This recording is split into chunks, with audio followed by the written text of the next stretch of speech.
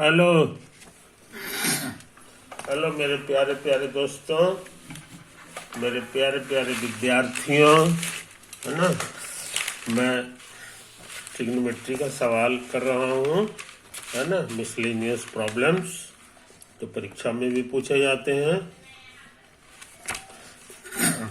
तो इसको जरा सा गौर से देख लो, है कि नहीं। क्वेश्चन क्या कहता है ये पहले पढ़ ले। A man on A Cliff, है ना। क्लिफ कहते हैं ऊंचाई को, ऊंचाई, है ना। जैसे कि ये स्विमिंग पूल होता है ना, तो स्विमिंग पूल में कूदने से पहले पानी में कूदने से पहले आदमी जो है एक ऊंचाई पे जाता है ना, उसको भी क्लिफ कहते हैं। और उसी तरह पहाड़ के जो चोटी उटी होता है ना, वो सब भी क्लिफ की तरह बनाया रहता है। तो एक आदमी उसी क्लिफ पर है और ऑब्जर्व्स ए बोट, है ना। नीचे पानी है, तो पानी में एक काफी दूर तक फैला हुआ है पानी में एक बोट है, वो चल रहा है और उस बोट को देखता है और देखता है तो at an angle of depression ऑफ 30 डिग्री। जाहिर है नीचे देखेगा पानी में क्योंकि वो खुद क्लिफ पर है ना, तो एंगल ऑफ डिप्रेशन बनेगा। एंगल ऑफ एलिवेशन नहीं कह सकते क्योंकि नीचे बन रहा है ना, समझे ना।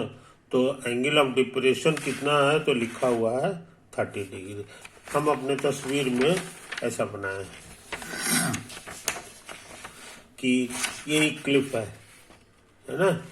इसी क्लिफ पर ये जो है ना आदमी ऑब्जर्वर है और बोट है हमारा, ये देखो नीचे यही पानी है, यही है वाटर लेवल,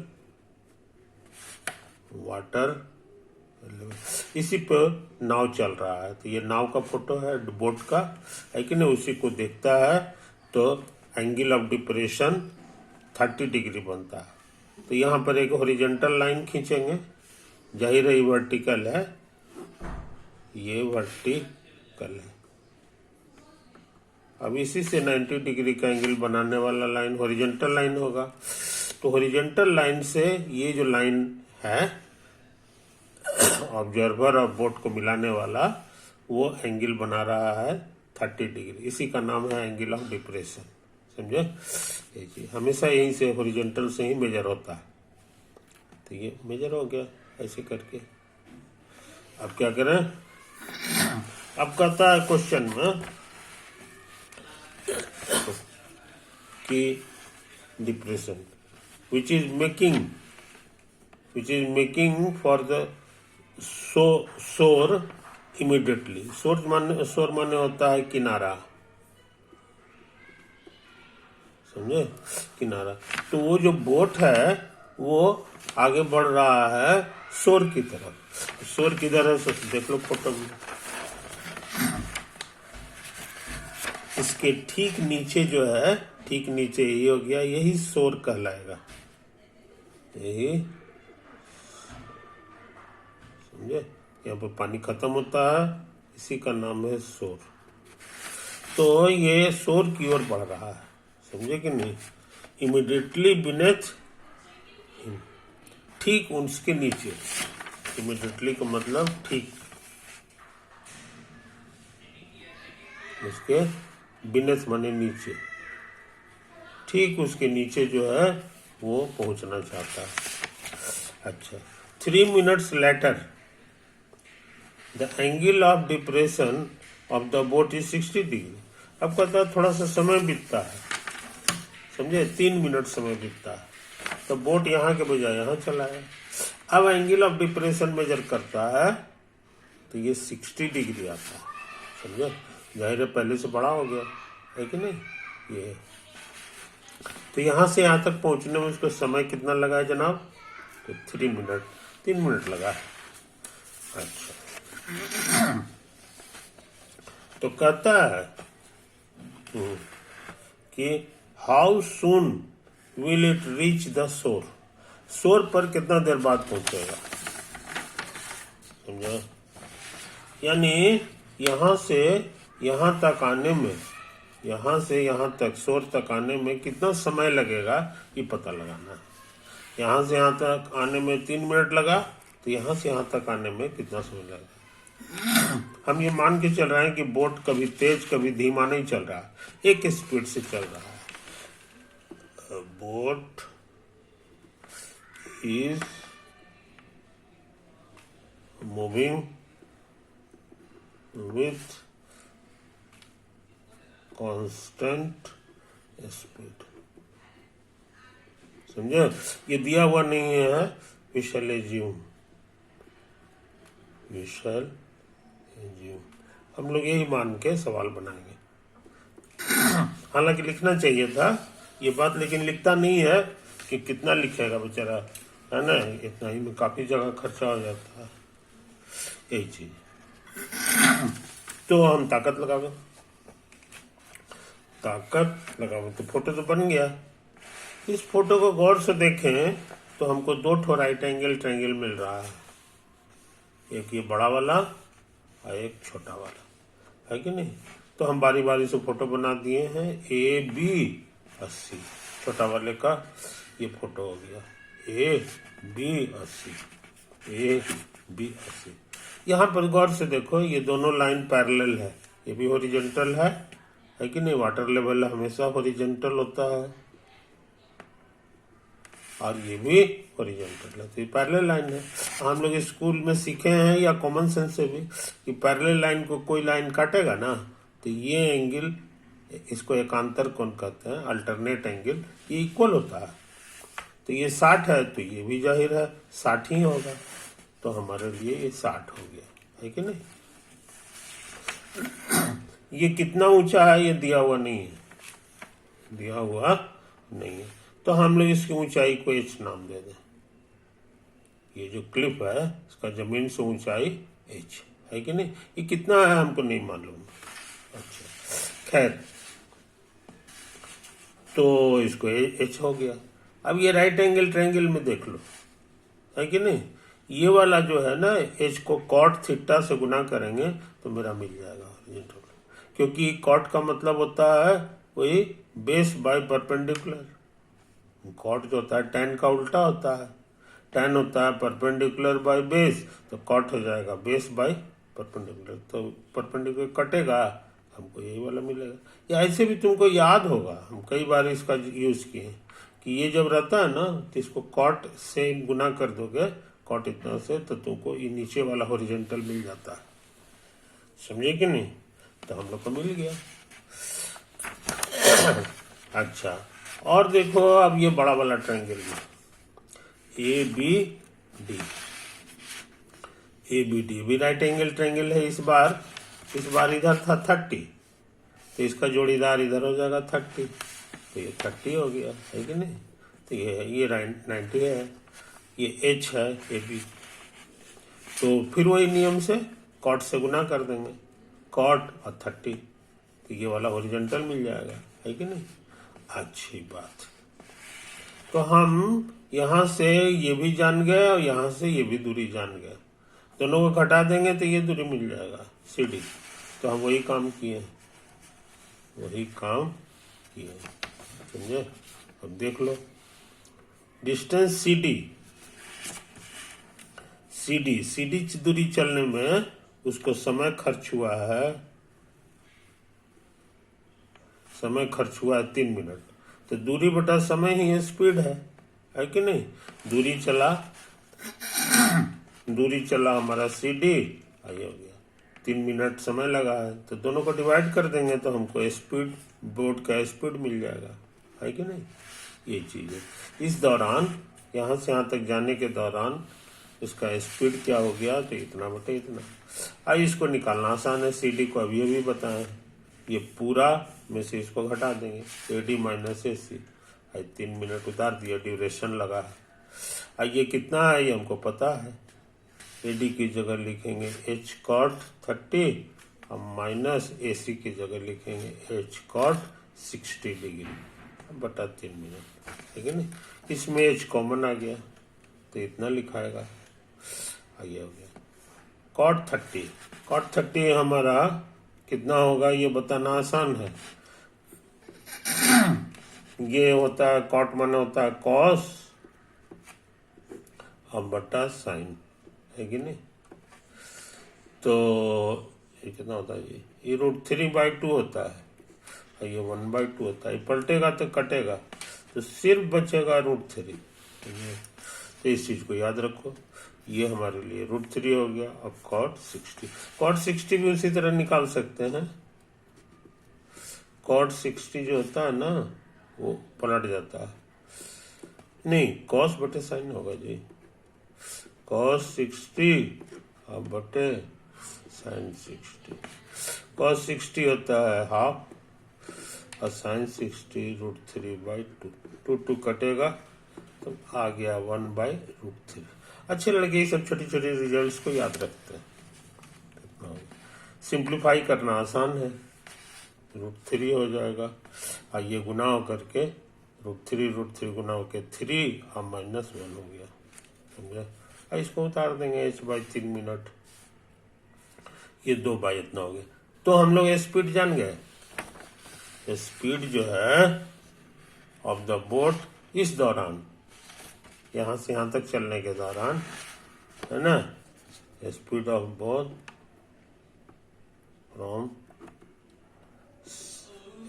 डी से सी तक, डी से सी तक आने में जो उसको स्पीड रहा, बोट पे स्पीडोमीटर होता है ना, जैसे स्कूटर पे होता है, कार में होता है, उसी तरह बोट में भी रहता होगा। तो बोट में स्पीड देख रहा है तो इतना ही है कि नहीं। अच्छा, अब हमको यहां से यहां तक पहुंचने का समय निकालना है ना, समझे। तो इस चीज को समझ लो। तो समय का फॉर्मूला क्या हो जाएगा, समय का फॉर्मूला हो जाएगा रिक्वायर्ड टाइम टू रीच बराबर वो दूरी अब बटे स्पीड। दूरी मेरा DA हो गया अब बटा स्पीड, समझे। तुम कहोगे कि स्पीड से डिवाइड क्यों किए, हो सकता है गुना हो जाता, तो नहीं। स्पीड जो होता है ना, ये देखो ये DA है दूरी, ये मोटी लकीर है। स्पीड होता है दूरी बटा समय। तो आप जो है ना ये दूरी तो रह गया, इंटू करेंगे तो ये पलट जाएगा, अब बटा दूरी हो गया। दूरी कट गया तो समय बचेगा, है कि नहीं। यही समय हमको निकालना था, तो समय को ऊपर में आना जरूरी है, तो इसीलिए इसको डिवाइड किया जाता है, समझे। तो इस चीज को समझ लो, मन में ही सारा कैलकुलेशन होता है और उसके बाद जो है लोग ऐसे लिख लेते हैं। अब अगर गुना कर देते तो कटता ही नहीं ऊपर नीचे, तो एक सब काम गड़बड़ा जाता है। इसी से हम जान गए कि गुना नहीं होगा, डिवाइड होगा। अच्छा, DA मेरा निकला हुआ है, DA मेरा कितना है जी, DA H cot 30 डिग्री।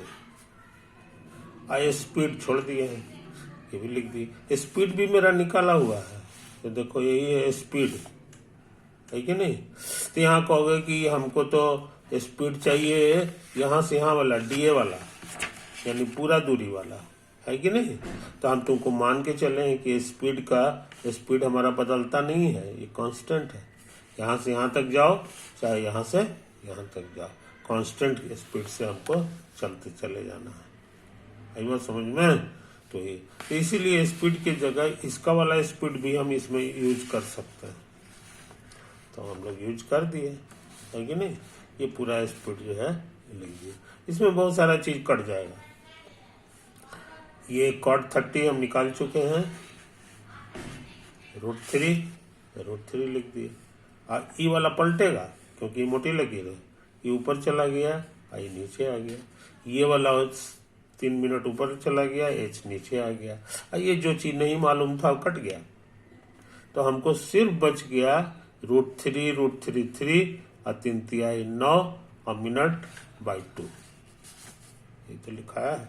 2 से भाग दे देंगे तो 2 चौके 8, 4 पूर्णांक 1/2, यानी ये 4.5 मिनट है, तो समझे।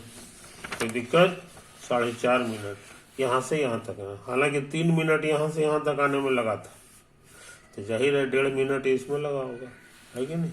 अंदाज भी यही लगता है थोड़ा थोड़ा फोटो से कि इसमें 3 मिनट लगा है ना, आई थोड़ा सा कम है तो 1.5 मिनट में यहाँ पहुँच गया है। ओके, तो हम लोग ये सवाल का जवाब जान गए।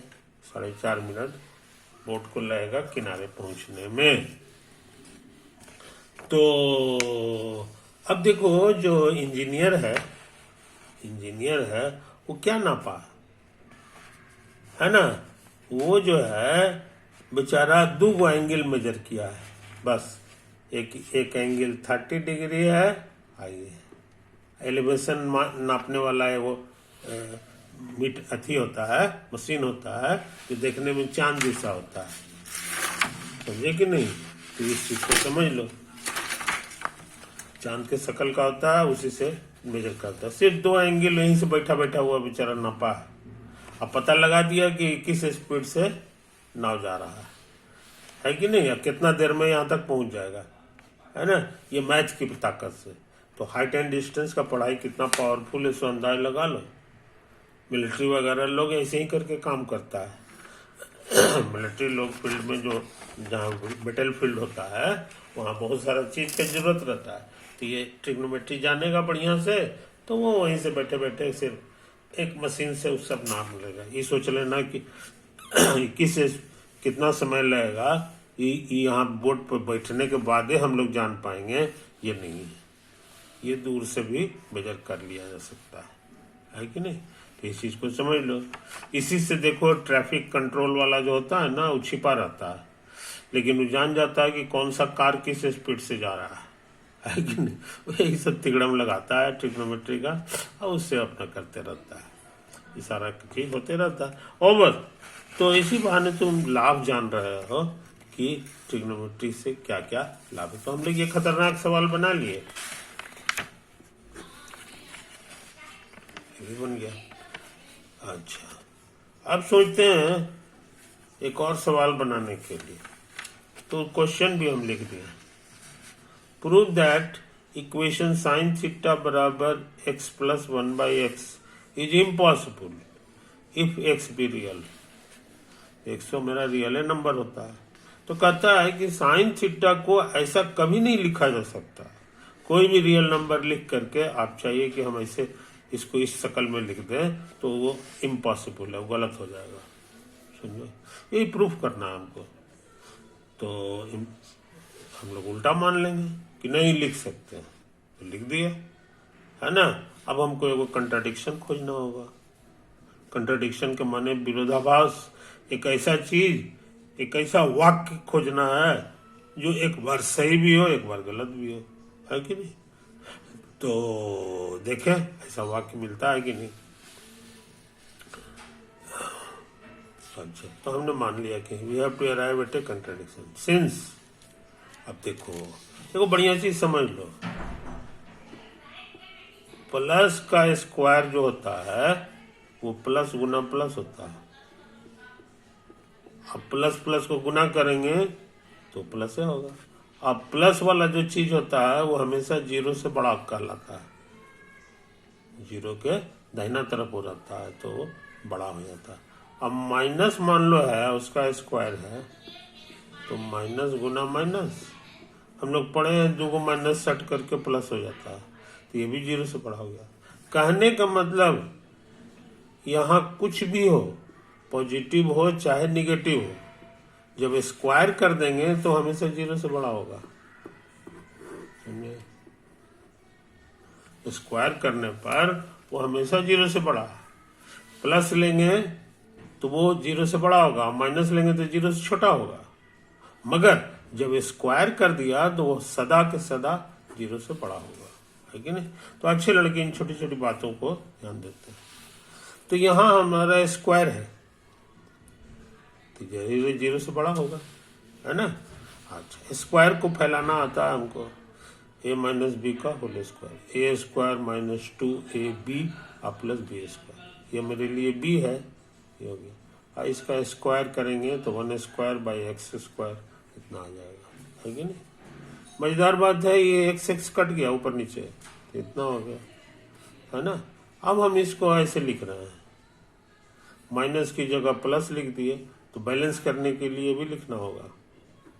2 में से 4 गया तो -2 आ जाएगा। फायदा क्या हुआ कि इसका होल स्क्वायर समझ सकते हैं। इसका होल स्क्वायर इसी टाइप का होगा जैसे ये हुआ है, खाली यहाँ प्लस लिखा जाएगा तो कट छट कर 2 आ जाएगा। कहने का माने इसको हम सच में ऐसे लिख सकते हैं। इसको उतार दिए, है कि नहीं। इसको भूलना नहीं चाहिए कि ये मेरा क्या है, यही ना मेरा साइन थीटा है, तो इसको हटा के साइन थीटा लिख दिए और ये -4। तो क्या सीखे जनाब? सो देखो कि 0 से बड़ा है ये वाला चीज, 0 से बड़ा है, बड़ा equal to sine square theta. शायद हम यही चीज इधर लिखे हैं, यही चीज हम लोग इधर लिखे, नहीं लिखे हैं तो हम फिर से लिख देते हैं, है कि नहीं।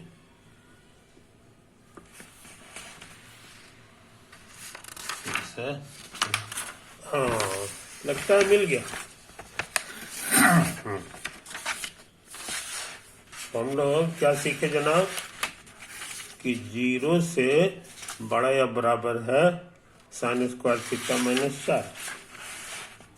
0 से बड़ा या बराबर है साइन थीटा -4। अब 4 को इधर ले आए, या ऐसे समझे 4 इधर भी जोड़ दिए इधर भी जोड़ दिए तो ये खत्म हो गया, ऐसे हो गया। या इसको ऐसे समझे कि ये इधर आ गया तो माइनस के बजाय प्लस हो गया और ऐसे रह गया, है कि नहीं। तो साइन स्क्वायर थीटा मेरा 4 से बड़ा हो गया, लेकिन साइन स्क्वायर थीटा को हम लोग पहचानते हैं, ये हमेशा यूनिट सर्किल की मदद से शो होता है।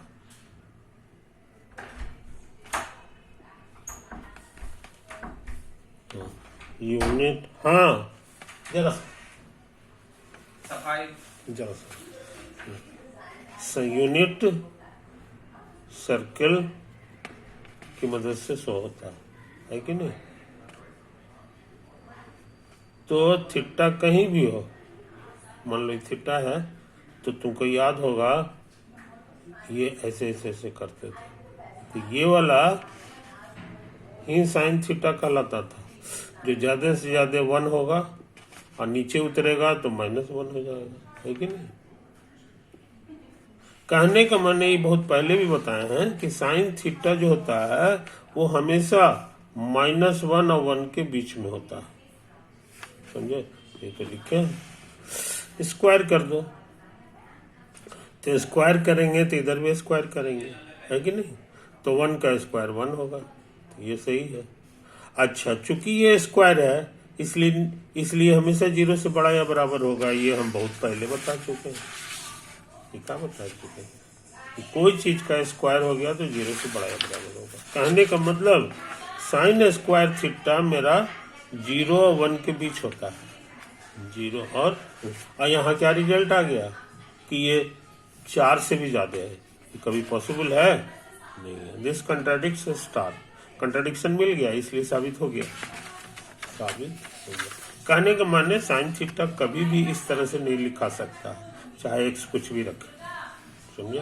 तो ये बहुत पावरफुल क्वेश्चन था जो हम लोग कर चुके हैं, है कि नहीं। तो इसमें भी गुड लगा लें, इसमें भी गुड लगा लें। अच्छा, व्हाट वैल्यू बिटवीन 0 and 360 में ए हैव व्हेन साइन ए बराबर इतना, समझे। कोई दिक्कत?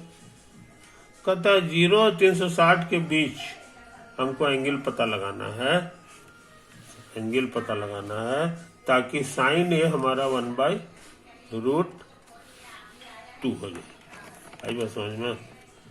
तो हमको तो लगता है बड़ा जल्दी बन जा सकता है, जी बड़ा जल्दी बन सकता है। ये 45 डिग्री में आता है, तो हम लोग मन में यूनिट सर्किल बना लें। छोटा को 45 हमारा बीचे वाला पार होता है, ये बीचे वाला पार हो गया, और साइन का माने हो गया ये वाला। तो यही हमारा साइन है कि नहीं। तो इस डायरेक्शन से भी आ गया। अब कोई लड़का इधर भी तो ऐसे बना सकता था, ऐसे ये डायरेक्शन से भी यहीं पे आएगा ये साइन है, इसीलिए ए का दो वैल्यू हो गया, एक ये हो गया और एक ये वाला आ गया, है कि नहीं। तो ये वाला एंगल 45 डिग्री है और ई ऐसे खड़ा है, तो ये 90 जुट करके तो ये 3 टाइम्स 45 डिग्री हो जाएगा। आई बस समझ में। तो 5 या 15, 4 या 12, 135 डिग्री। तो हमको लगता है दो आंसर आएगा, एक आ जाएगा 45 डिग्री और एक आ जाएगा 135 डिग्री। समझे, यूनिट सर्किल की मदद से हम लोग जान गए। अच्छा, अब एक और तेजी से काम करें।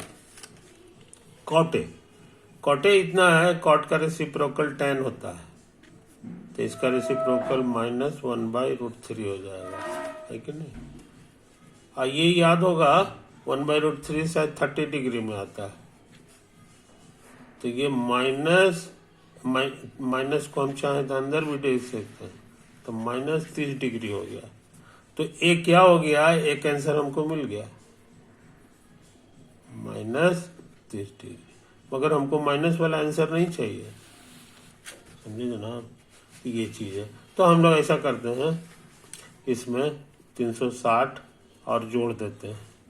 360 जोड़ने से कोई नुकसान नहीं होता है, तो इससे क्या हो गया कि हमको 330 डिग्री मिल गया।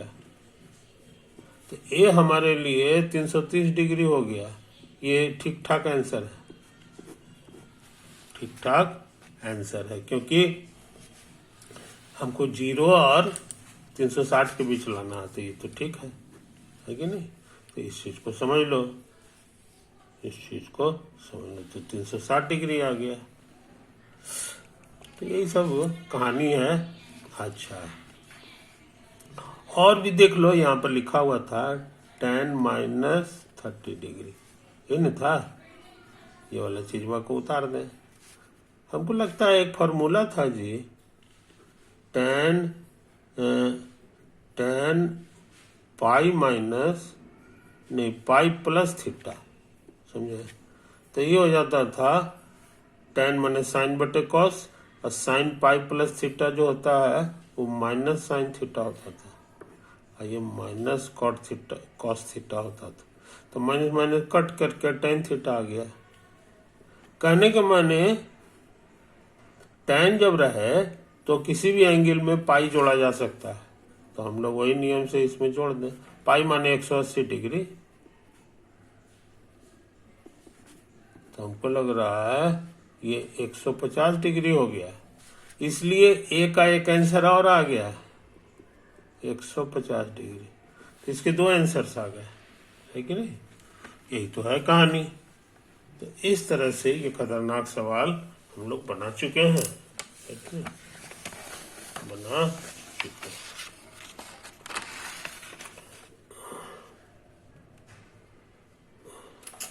ठीक है ना। ओवर।